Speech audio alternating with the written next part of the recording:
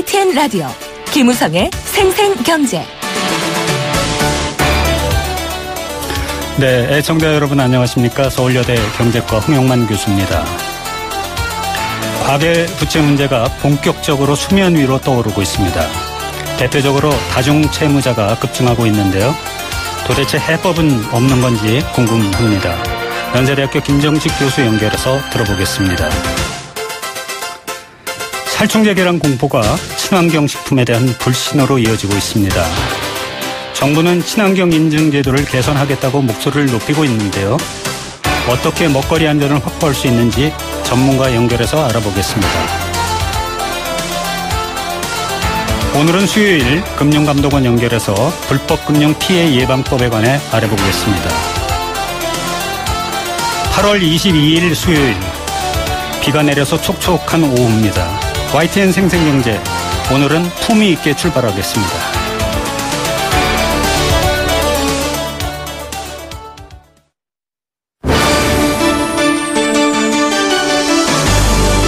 YTN 라디오 김우성의 생생경제.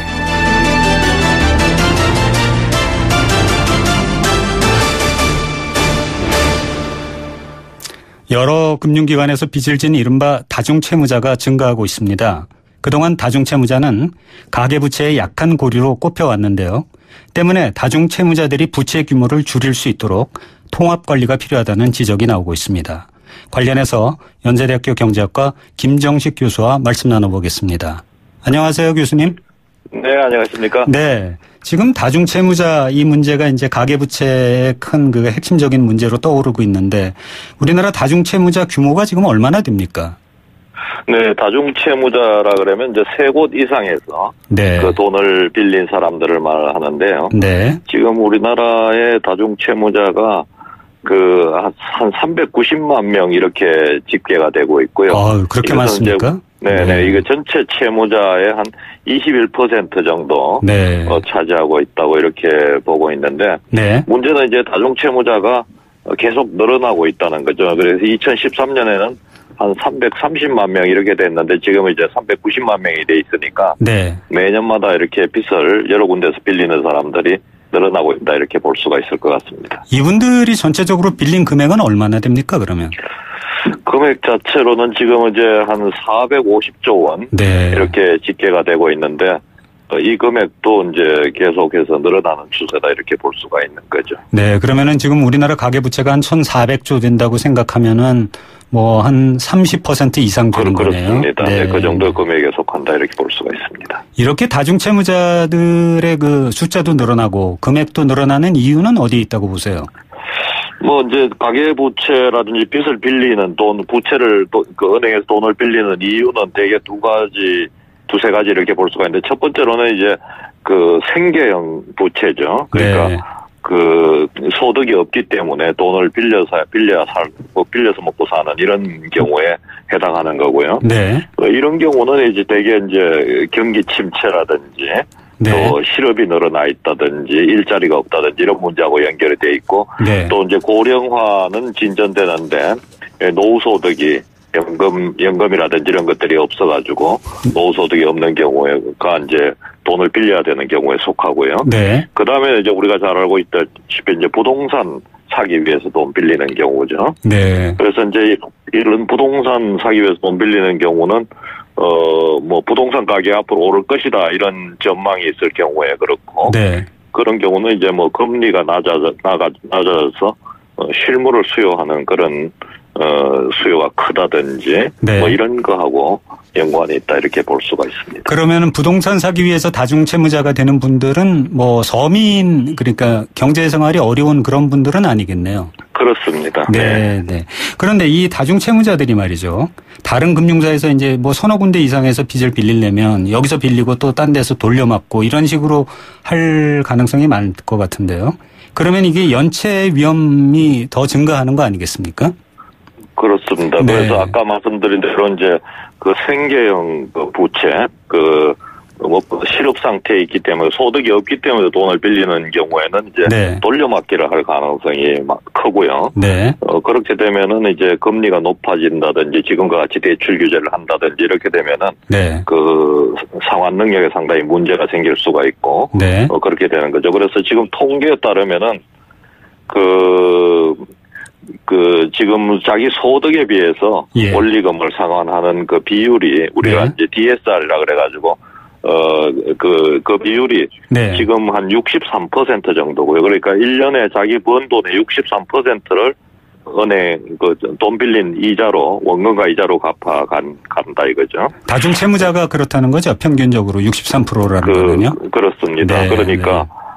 이런 비율이 이제 점점 높아지니까 네. 문제가 된다 이렇게 볼 수가 있습니다. 네. 그 조금 전에 이제 그 DSR 말씀도 하셨는데 어제도 이 방송에서 나갔습니다만은 지금 100% 넘는 채무자가 한 118만 명에 달한다고 파악되고 있거든요. 이렇게 그렇습니다. 이 DSR 숫자가 높아지게 되면 이런 통계의 심각성은 어떤 것들이 있습니까? 그러면은 이제 아무래도 그 금리가 높아지거나 지금은 이제 미국이 금리를 높이면서 우리도 금리를 좀 앞으로 높일 가능성이 높지 않습니까? 네. 그러면 이제 원리금 부담이 더 커지면서 네. 이 빚을 못 갚게 되는 네. 그런 그 부실채권이 될 가능성이 높고요. 네. 또 지금 경기가 침체된다든지 또 성장률이 낮아져서 일자리가 없어진다든지 이렇게 되면은 또 갚지 못해서 부실화될 가능성이 높아지니까 네. 상당히 우리 경제 위험 요인이다 이렇게 볼 수가 있는 거죠. 그러면은 지금 정부가 이제 대출을 가계부채가 너무 크니까 대출 규제를 강화하고 있지 않습니까?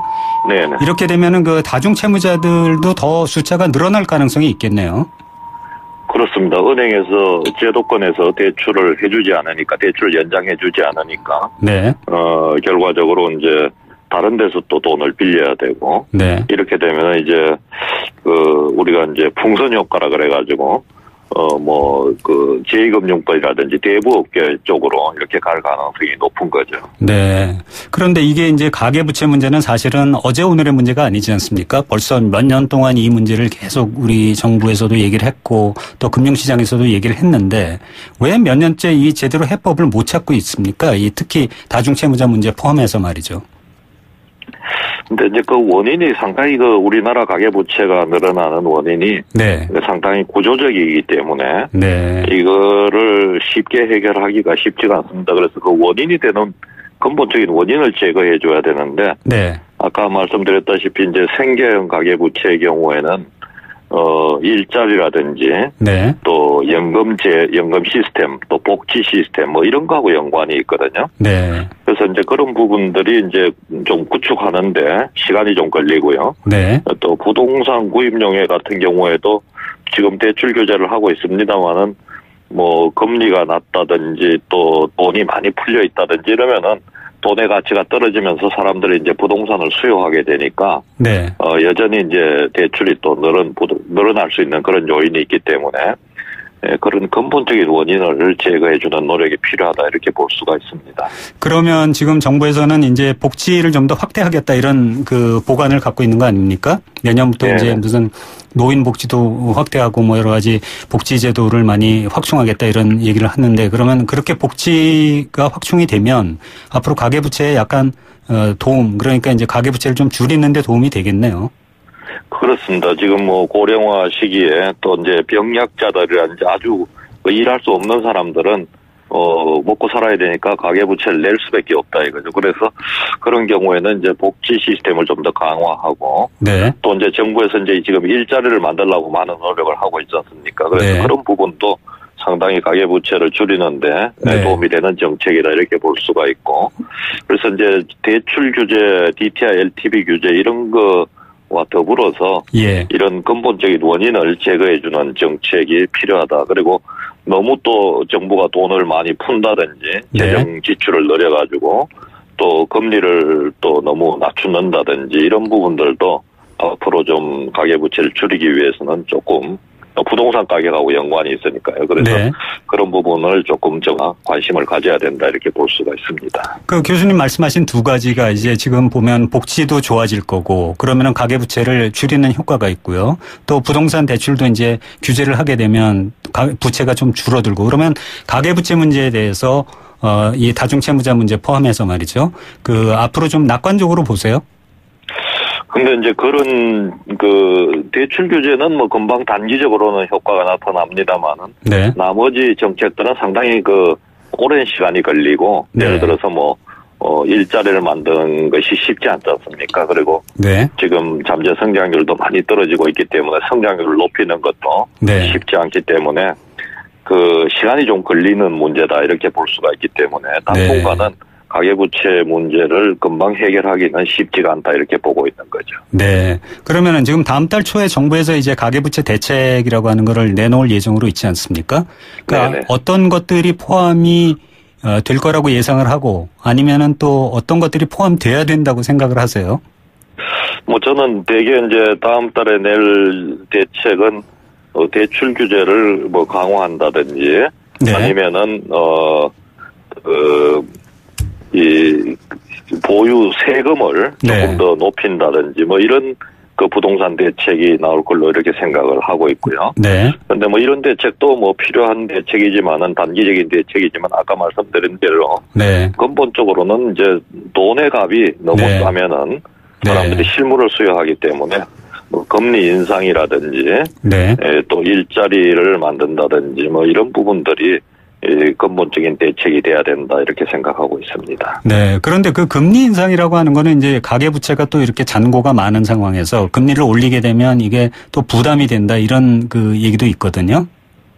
그러니까 이제 금리를 서서히 높여야 되고요. 급격히 네. 높이면은 좀 부작용이 우려되고 네. 또 가계대출 규제라든지 이런 부분들은 이제 우리가 미시적 정책이다 이렇게 봅니다. 네. 어떤 대출 규제를 한다든지 세금을 이렇게 강화한다든지 이런 정책 또 이제 부동산 대책의 하나지만은 네. 이제 시적 대책은 아까 말씀드린 대로 이제 금리 인상이라든지 이런 부분이거든요. 네. 근데 이제 이 두 가지 대책을 동시에 사용하면은 네. 너무 강력한 부동산 억제책이 되기 때문에 네. 아까 말씀하신 대로 이제 부동산 버블이 꺼진다든지 네. 부동산 가격이 폭락한다든지 이렇게 해서 이제 금융 위기가 또 발생할 그런 우려가 있습니다. 그래서 네. 이 두 정책을 서로 보완적으로 사용해야 되는데 금리를 높일 때는 미시적 정책, 가계대출 규제라든지 이런 걸 너무 강화하지 않도록 하고 네. 금리가 낮아질 때는 이제 그러니까 두 정책을 같이 사용하면 조금 문제가 된다는 거죠. 네, 알겠습니다. 오늘 말씀 여기까지 듣겠습니다. 네네. 네, 감사합니다. 감사합니다. 네. 연세대학교 경제학과 김정식 교수였습니다. YTN 라디오 김우성의 생생경제. 네, 함께 느끼는 우리 경제, 경제공감사전입니다. 경제공감사전은 경제와 관련된 개념이나 단어의 뜻을 여러분이 새롭게 써주시는 코너입니다.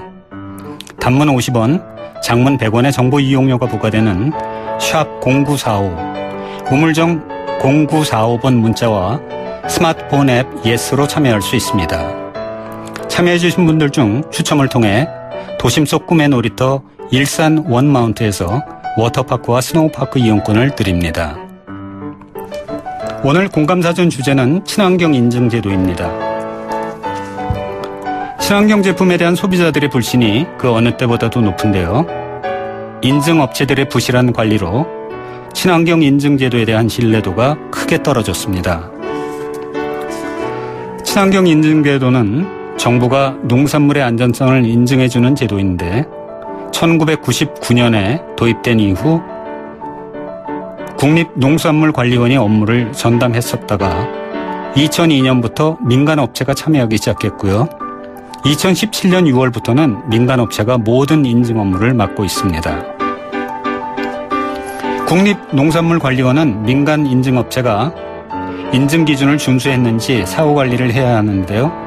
이 부분을 제대로 하지 않았다는 사실이 드러나면서 농산물관리원과 민간 인증업체 간의 유착관계를 척결하는 대책이 필요하다는 얘기가 나오고 있습니다. 친환경 인증 제도에 대해 어떻게 바꿔야 할까요? 여러분의 다양한 의견 기다리겠습니다.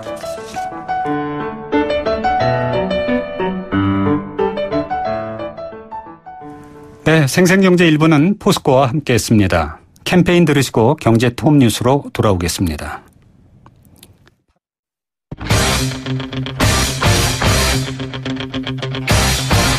지금 가장 뜨거운 경제 소식. 경제 톱 뉴스. 네, 경제 톱 뉴스 오늘도 2대12 권소연 기자 연결합니다. 안녕하세요. 네, 안녕하세요. 네, 권 차장님. 오늘 2분기 가계부채 통계가 나왔다죠? 네, 한국은행이 가계신용 잔액을 집계를 해보니까 지난 네. 6월 말 기준으로 1,388조 3천억 원으로 나타났습니다. 2분기 동안 29조 2천억 원 늘어난 건데요. 네. 증가율로 따져보면 전기 대비로 2.1%입니다. 1분기에 16조 6천억 원 늘었는데 이거보다 더 큰 폭으로 증가했고요. 네. 작년 2분기와 비교를 해보면 그때 33조 9천억 원 늘었으니까 좀 둔화되긴 했습니다. 네. 그런데 작년에 워낙 이례적으로 폭증을 했었으니까요.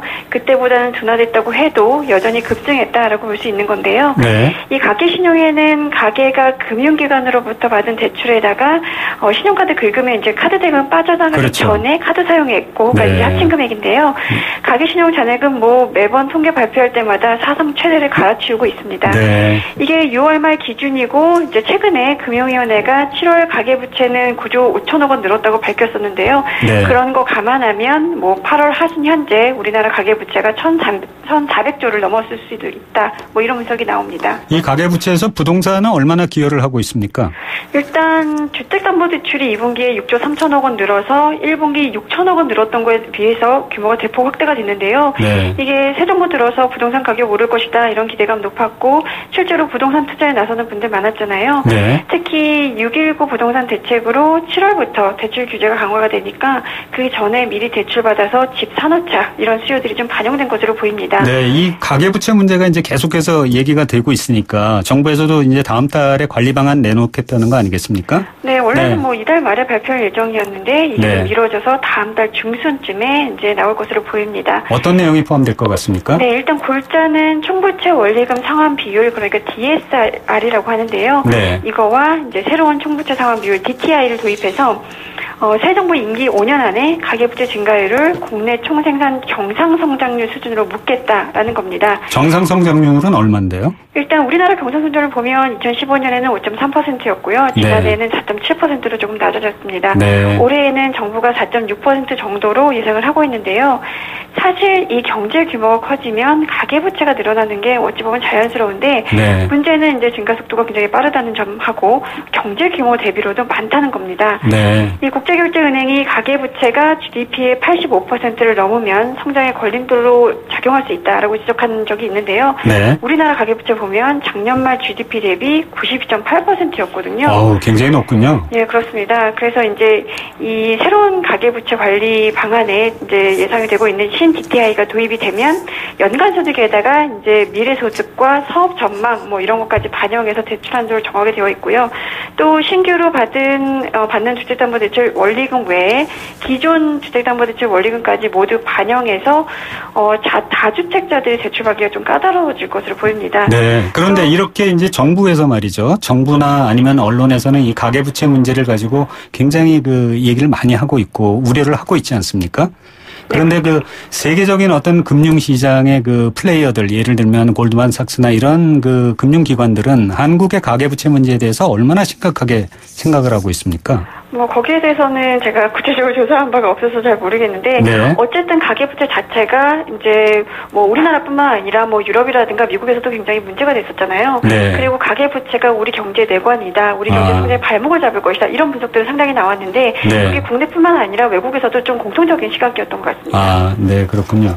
그 계란에 이어서 닭에서도 DTI가 검출됐다고요?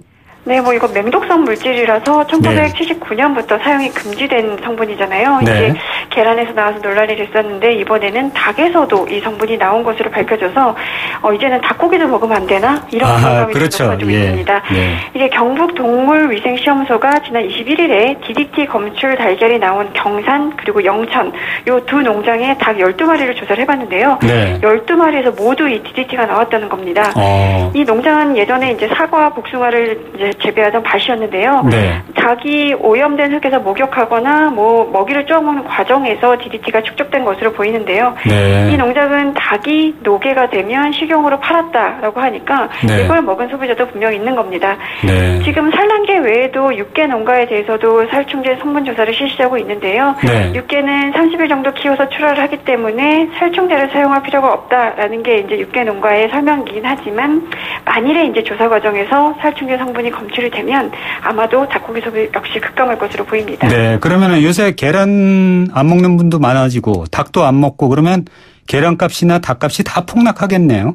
네, 일단 산지 도매가 폭락했고 대형마트에서의 계란값도 이제 떨어지고 있습니다. 계란 한 개의 가격이 지난 11일만 해도 169원이었는데요. 네. 이 살충제 계란 사태가 일어난 이후에 18일에는 147원, 22일에는 127원으로 더 떨어졌습니다. 네. 그래서 이제 이마트는 오늘부터 알찬난 39 소비자 가격을 6,480원으로 기존에 비해서 500원 내렸고요. 홈플러스와 롯데마트도 각각 1,010원, 200원 이렇게 낮췄습니다. 네. 최근에 그리고 이 저출산 고령화 문제가 이제 뭐 사실은 오늘 어제의 문제가 아니지만은 출생아 수가 최저를 기록했다고요? 네, 오늘 통계청이 6월 인구동향 자료를 발표를 했는데요. 네. 6월 출생아 수가 28,900명, 그러니까 1년 전보다 4,000명 줄었습니다.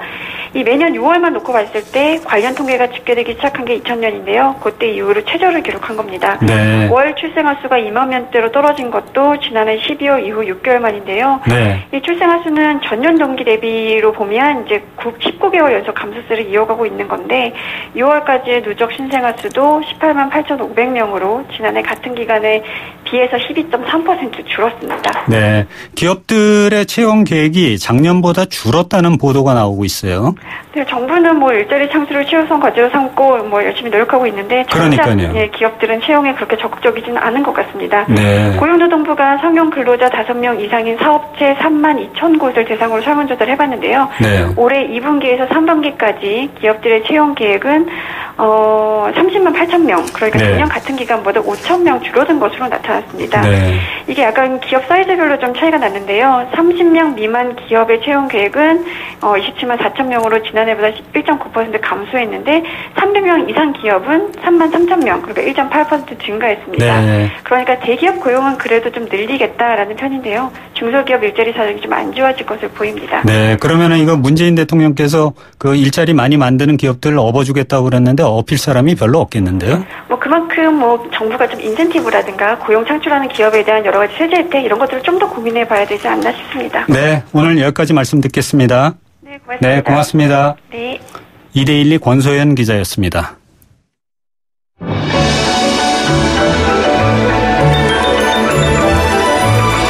오늘의 경제를 들여다보는 시원한 창.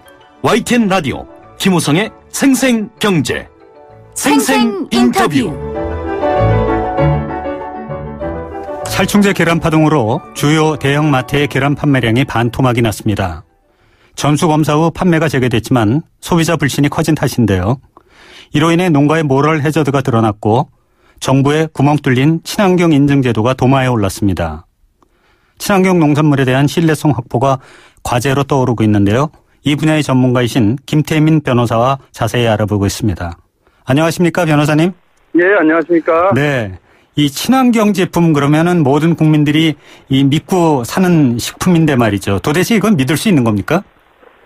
지금 뭐 벌어진 사건으로 보면 네. 그 국민이 저도 마찬가지지만 정부에서 인증해 준다는 이유로만 그렇죠. 더 비싼 가격을 주고 구매할 이유는 전혀 없을 것 같습니다. 네. 그런데 이 살충제 성분 검출이 되고 이거 말고도 또 여러 가지 그 문제를 일으킨 친환경 제품이 상당수라고 하거든요.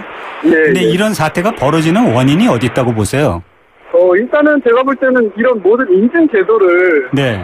정부에서 관리하는 것 자체가 문제라고 생각합니다. 네. 정부라는 것은 최소한의 요건을 법령으로 제정해서 그것을 관리하면 되고요. 네. 나머지 부분은 고객들이, 소비자들이 더 비용을 지불할 부분이 있으면 민간에서 자율적으로 맡기면 되는데 네. 그것을 정부가 모두가 관리하겠다고 법도 만들어놨지만 지금 이제 제대로 관리를 못해서 이런 사건이 발생한 것이거든요. 네. 그래서 이런 문제가 발생하면 항상 예산이나 인력 부족을 탓하는데 아예 이렇게 불가능할 것 같으면 처음부터 손을 대지 않았으면 이런 사건이 발생하지 않고 소비자들도 정부를 믿지 않으니까 굳이 비싼 가격을 줄 필요도 없는 것이었죠. 그런데 만약에 그렇게 민간에게만 완전히 맡겨놓게 되면요. 예. 이제 국민들 입장에서는 이 식품에 관한 거를 왜 전부 다 민간에게만 맡기느냐, 정부가 왜 관여하지 않느냐, 또 이런 비판을 할 수도 있지 않을까요? 만약에 국민들에게 꼭 필요한 어떤 그 수준이라든가 안전 네. 수준, 식품 위생 수준이라면요. 네. 그것은 인증제도라는 그런 특별한 제도를 운용할 필요 없이 네. 기존의 식품위생법이나 축산물위생관리법에다가 법령으로 제정을 해놓으면 됩니다. 네. 그러면 가공식품 영업자나 농장주들이 네. 자, 법에 이렇게 정해진 기준을 지켜라. 네. 그러면 이것이 바로 친환경 제품이기 때문에 굳이 인증 마크를 붙이지 않아도 소비자들 입장에서는 그걸 그대로 정부를 믿고서 또는 법에 규정된 기준을 준수했으니까 우리가 그걸 사 먹으면 되는 거죠. 네. 그러면 이번에 이제 농수산물 인증기관의 부실 문제가 이제 그 많이 대두가 되지 않았습니까?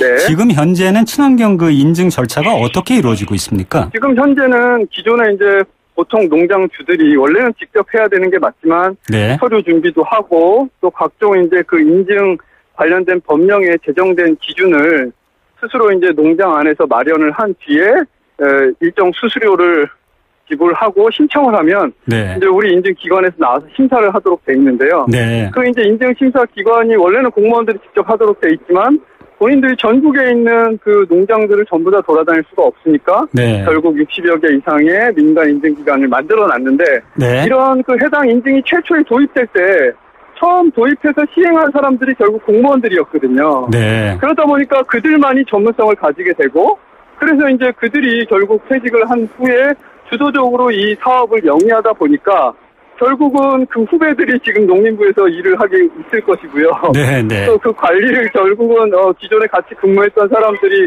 서로 선후배 관계가 이렇게 뭐 민간 업체에 가서 관리를 하고 감독을 하게 되니 네. 이게 이제 제대로 시스템이 돌아가지 않게 된 것 같습니다. 네, 그러니까 요즘 그 언론에서 얘기하는 농피아, 흔히 얘기하는 그 농림수산부 퇴직 공무원들이 인증 시스템을 무력화시키고 있다. 그런 얘기가 그러니까 지금 변호사님 지적해 주신 얘기하고 딱 맞아떨어지는 거네요. 예, 맞습니다. 결국 이 전문성을 사실은 제대로 활용하는 건 반드시 필요합니다. 네. 네, 어차피 그 공무원들이 결국 국민의 세금으로 처음 이 제도를 도입하면서 처음 공부도 했을 거고 이 제도를 도입하면서 연구도 많이 했을 것으로 생각을 합니다. 네. 근데 이제 그걸 갖다가 좀 더 좋은 방향으로 활용을 하면 되는데 이게 이제 그 관행이 되고 오랫동안 유지가 되다 보니까 아무래도 이제 고인물은 썩듯이 네. 좀 이런 그 단점들이 부각이 되게 된 것 같습니다. 그러면은 이 전문성을 가진 자격 요건을 이렇게 그냥 일반인한테도 오픈을 하면 어떨까요? 그러니까 마치 지금은 이미 세무사 오픈은 돼 있습니다. 아, 일반한테 오픈은 돼 있습니까? 오픈은 돼 있는데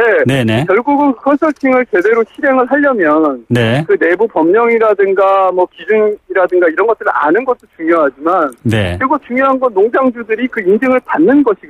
네. 그럼 그 인증을 받을 때 아무래도 그 공무원으로 일하셨던 분들이 경험도 네. 많으실 뿐더러 또 나중에 이런 그 기관에 대한 관리 감독을 직접 그 농산물 품질원에서 하기 때문에 이제 그런 그 관계에 있어서 훨씬 더 유리한 고지에 있는 거죠. 네, 네. 얘기를 조금만 바꿔보겠습니다. 어제 네. 그제인가요? 발표를 정부에서 하면서 식약처에서 네. 달걀에서 검출된 그 살충제 성분이 건강을 위협하지 않는다. 이렇게 네. 이제 발표를 하니까 네. 일부 전문가들이 또 다른 의견을 보이고 있거든요. 네. 그러다 보니까 이제 국민들은 이게 어느 게 맞는 거냐, 어느 얘기가 이런 좀 약간 헷갈리는 그런 측면이 있는데 네. 어떻게 국민들은 믿어야 되나요? 저도 뭐 사실은 이 과학을 전공해서 이런 뭐 의학이나 이런 분야의 전문가가 아니기 때문에 굉장히 말씀드리기가 조심스러운 부분인데요. 네. 사실은 우리 지금 말씀하시는 뭐 의사협회라든지 또는 뭐 독성학회라든지 이런 곳 분들이요. 이제 이론적으로 실험을 통해서 이제 그 전문가들이 이제 말씀을 하시는 거라 네. 사실은 인체에 대해서는 어느 누구도 실험을 할 수가 없지 않습니까? 그렇죠. 그래서 이제 안전하다고 하시는 분들은 기존에 이제 나와 있는 과학적 근거를 가지고 일일 섭취 허용량이라든지 또 기존에 노출된 양으로 이제 말씀을 하시는 거고. 네. 제가 볼 때 이제 반대를 하시고 위험하다 하시는 분들은 네. 실질적으로 이게 얼마나 사용됐는지도 모르고 예. 또 그동안에 얼마나 노출됐는지도 모르는 상황에서 이걸 갖다가 너무 정부가 성급하게 안전하다고 하면 네. 이런 사태가 유지되다가 혹시라도 이 건강에 위해가 발생할 수도 있기 때문에 그렇죠. 그런 점을 우려하시는 것 같습니다. 네, 네. 제가 볼 때는 어쨌든 국민의 한 사람으로서 정부를 또 믿을 수밖에 없지 않나. 물론 네. 이제 일각에서 반대를 하시는 분들도 뭐 무조건 틀렸다는 건 아니고요. 그분들은 이제 정말 만에 하나 발생할 수 있는 부분까지 네. 고려하셔서 그런 말씀을 하신 거라고 생각하고요. 네. 아마도 대다수의 그런 그 국민들은 지금까지 노출된 양이나 그 사용 기준을 보면 아마도 그 문제가 없다고 한 정부의 발표를 저도 뭐 개인적으로는 믿고 싶습니다. 일단. 네, 예. 네. 그러니까 이거 어쨌든 정부가 국민들을 안심시킬 그런 책임은 있는 거죠, 정부한테. 그럼요. 저희가 네. 믿을 사람이 결국은 정부밖에 민간보다는 그래도 정부를 더 믿어야 되지 않습니까? 네. 그래서 이 먹거리 안전에 대해서 정부의 컨트롤 타워가 부재했다. 그러니까 이제 컨트롤 타워가 없었다 이런 지적도 있는데요.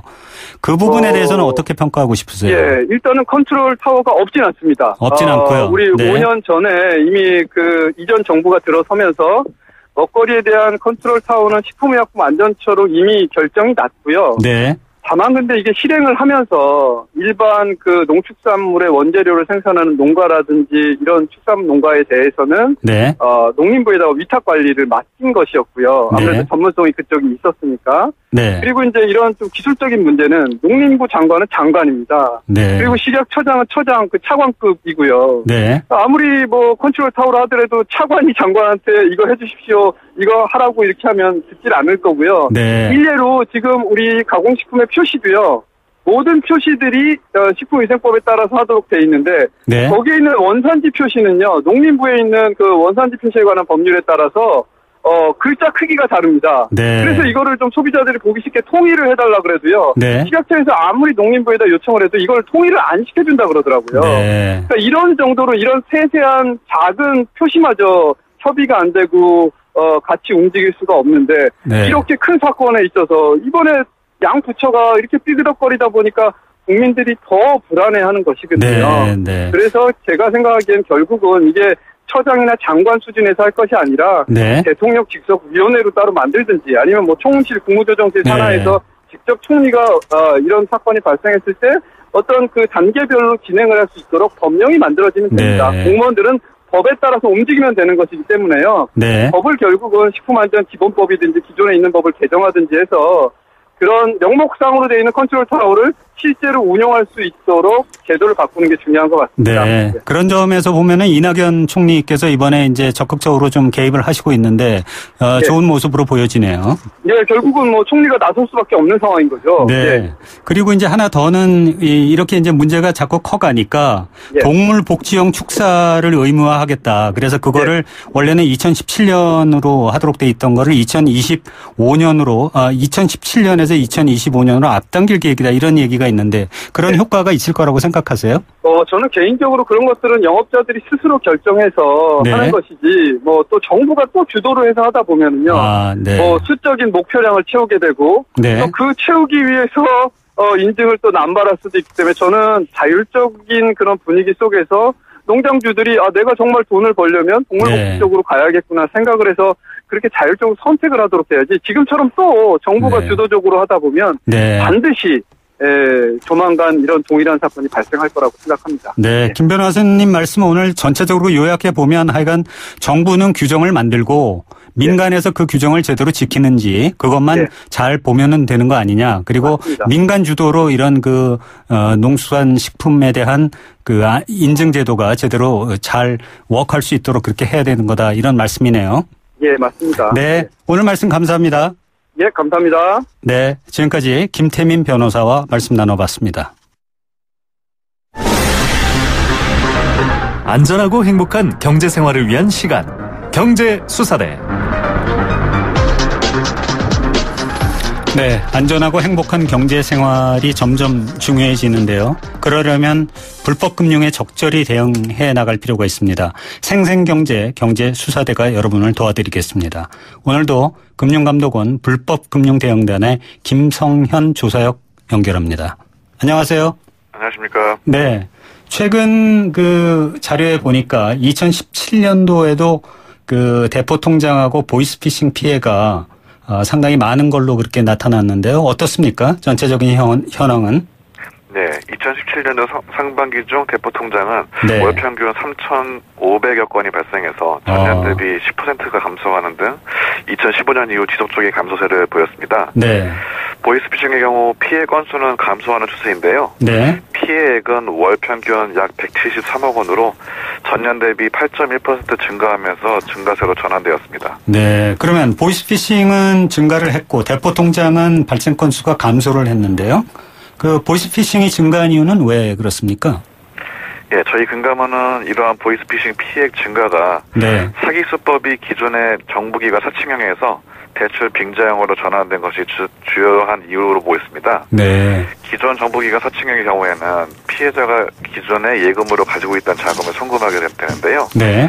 반면에 저금리 대출로 바꿔준다면서 기존 대출금을 상환하게 하는 대출 빙자형 보이스피싱의 경우에는 아무래도 새로 대출을 받게 해서 이를 가로채다 보니 건당 피해 규모가 커서 네. 피해액 증가로 이어진 것으로 보입니다. 네. 저희가 분석한 결과 보이스피싱 사기 건당 피해 규모는 약 12.7% 정도 증가한 것으로 나타났습니다. 네. 대출 빙자형하고 그 정부 사칭형은 뭐 크게 이 일반인들이 금방 인식할 수 있을 정도로 다른가요? 예, 그 대포통장 발생 건수가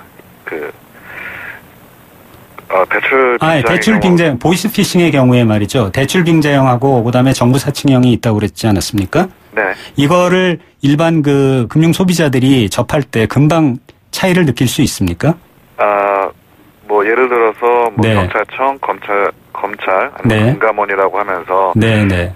당신의 자금이 언제 연루될 테니까 안전하게 뭐 보호를 주겠다고 하면서 돈을 뜯어내는 경우가 정부기관 사칭형이고요. 네. 그게 기존의 방법이죠, 그게. 그렇습니다. 네. 그리고 뭐 대출을 저금리로 얻게 해주겠다고 하면서 네. 돈을 자기들이 관리하고 있는 대포통장으로 보내게 하는 게 대출 사기형입니다. 네, 그렇군요. 대포통장 발생 건수는 오히려 감소했다고요?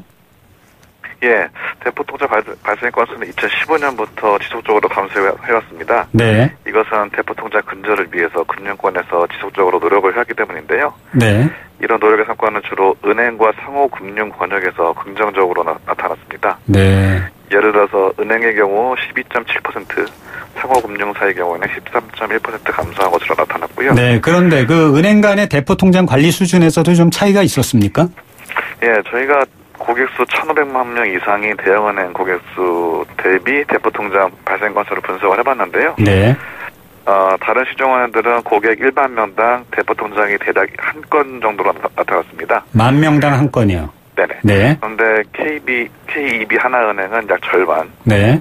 그리고 NH농협은행의 경우에는 약 3분의 1 정도로 수치로 나타나서요. 네. 상대적으로 관리 수준이 우수한 것으로 나타났습니다. NH농협은행은 어떻게 해서 그렇게 잘 관리가 되어 있는 거죠? 일반적으로 은행들은 평균 3명에서 4명 정도의 모니터링 요원을 배치된 것으로 나타났는데요. 네. NH농협은행의 경우에는 총 8명을 배치하고 있습니다. 네. 그리고 다른 은행보다 모니터링 운영 시간이 길어서 네. 사기범들이 상대적으로 농협은행 계좌를 꺼리는 면이 있습니다. 네. 그러니까 이 노력을 한 만큼 성과가 나타나는 거네요. 그렇습니다. 네. 그리고 최근에는 이 ATM으로 피해금을 인출하지 않고 비트코인으로 빼돌리는 경우가 있다고 들었어요. 실제로 그런 일이 벌어지고 있나요? 예. 그간 대포통장 근절 대책 그리고 금융회사 참고 모니터링 강화를 해서 네. ATM으로 현금을 인출하는 것이 많이 어려워졌습니다. 네. 그래서 사기범들이 피해금을 현금으로 인출하는 대신에 온라인 사이트에서 상품권으로 인출해서 현금화하는 신종 사기 수법이 만들어졌는데요. 네. 금감원 보도자료를 통해서 이런 수법이 알려졌습니다. 네. 그래서 최근에는 사기범들이 피해금을 가상화폐인 비트코인 거래소 계좌로 송금하도록 하고 이거를 비트코인을 받아서 현금화하는 경우가 늘어나고 있습니다. 네. 그 대출 빙자형 사기가 이제 극성이고 피해가 많은 이유는 최근에 그 부동산 그 대출 이런 거와 관련이 있는 건가요? 부동산 대출이라기보다는 네. 사기 경우에는 주로 그 생활 자금이 부족한 서민들을 대상으로 하는 경우가 많습니다. 네, 생계자금 대출 과정에서 그런 일이 많이 벌어지는군요. 그렇습니다. 네. 그러면 구체적으로 어떻게 이제 이런 피해를 보는 분들이 실제로 얼마나 많이 있습니까? 지금 현재 그 비중에 있어서 네. 전체 그 보이스피싱 건들 중에 대출 빙자형 사기 비중이 한 70% 정도를 차지합니다. 70%요. 네. 그런데 이 그 보이스피싱이 금융감독원에서 계속해서 무슨 대책도 만들어내고 뭐 또 여러 가지 뭐라 그럴까요?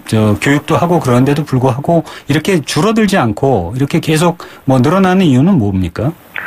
저희가 여러 가지 규제를 만들고 안전 대책을 세우면 그것을 우회하는 그 신종 수법이 많이 나타나기 때문인데요. 네, 네. 대출 빙자형의 경우에 사기범들은 발신 번호를 바꾸던가, 네. 오토콜을 통해서 불특정 다수의 사람들에게 무차별적으로 문자 메시지를 발송을 합니다. 네. 게다가 사기범들이 대출을 해주겠다고 유인하는 그 전화가 정상적인 대출 모집인 전화 영업 방식과 구별이 어려울 정도로 비슷합니다. 네. 그래서 사기 수법이 정교해지고 진화되면서 비중이 계속적으로 증가하는 추세입니다. 네, 이거 정말 나는 놈 위에 뛰는 놈이 있는 경우네요. 그렇습니다. 네, 이 대출 사기 증가가 보이스피싱 사기 그 피해액 증가로 이제 이어지는 게 분명해 보이는데 말이죠. 금감원은 앞으로 어떤 대책을 추진할 예정이세요? 예, 금감원은 현재 대출 상담 고객을 대상으로 해서 보이스피싱 사전 문진제도, 네. 대출 승인 시 대출금 상환 계좌를 금융기관에서 문자로 알려주는 제도를 시행하고 있는데요. 네. 올해 9월부터는 금융기관이 인터넷 뱅킹 또는 ATM 등 비대면 채널을 통해서 고객에게 예금을 지급하는 경우에 문답 방식으로 예금 지급 목적을 확인하도록 할 방침입니다. 네. 예를 들어서 대출 목적으로 이체 또는 출금을 요청받았습니까? 라는 질문을 해서 고객이 직접 예 또는 아니오로 답변을 입력하도록 해서 사기를 당하고 있는 가능성을 스스로 인식할 수 있도록 해주는 것입니다. 네, 실제로 그러면 이렇게 하면은 이제 그럴 사기 당할 가능성이 거의 뭐 없어지는 겁니까? 없어지는 건 아니고요. 네. 네, 이런 것들이 또 알려지게 되면 사기범들이 또 이것도 우회하게 되나요? 그럴 가능성이 높습니다. 네, 네. 하지만 지금 뭐 일어나고 있는 상황에 대해서는 최선을 다해서 대처하는 게 중요하기 때문에 앞으로 계속 홍보 활동을 강화할 방침입니다. 네. 이 대포 통장의 경우에는 이제 알면서 양도하시는 분들도 있지만 사기를 당해서 양도를 하는 분들도 많은 것 같은데요. 이분들이 돈까지 뜯기는 사례가 있다면서요? 예. 예를 들어서 주류회사 등을 사칭을 하면서 회사의 매출을 줄여서 세금을 절감할 목적이라면서 네. 통장을 양도해주면 월 최대 600만 원을 지급하겠다. 600만 원씩이나요? 네. 그런 네. 식의 문자 메시지를 보내서 네. 통장을 양도하는 경우가 있습니다. 네. 이렇게 속아서 양도한 계좌가 사기에 이용되면 피해자가 신고를 하게 되고요. 네. 그렇게 되면 지급 정지가 됩니다. 이 경우에 사기범이 뻔뻔스럽게 네. 지급 정지를 해제를 해주겠다면서 다시 돈을 뜯어내는 네. 피해 사례들이 접수되고 있는 중입니다. 네. 오늘 말씀 여기까지 듣겠습니다. 고맙습니다. 네. 금감원의 김성현 선임조사역이었습니다.